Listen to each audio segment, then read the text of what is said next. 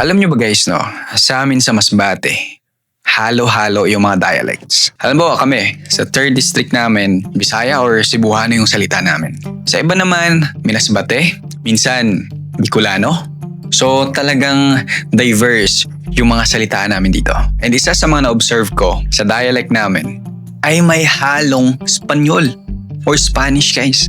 Halimbawa, tinidor, kutsara, kubita, 1, 2, 3, 4, 5, 6. Mga ganong salita namin, word na eksakto talaga sa pronunciation, sa Espanyol, sa spelling, and sa meaning guys. No? So, shoutout dyan sa mga naka-observe din na talagang halos may similarities talaga sa Espanyol. Kasi, di ba, na-colonize tayo before ng mga Spanish. So talagang na-influensyahan din yung dialects natin. So comment down below guys if na-observe nyo rin.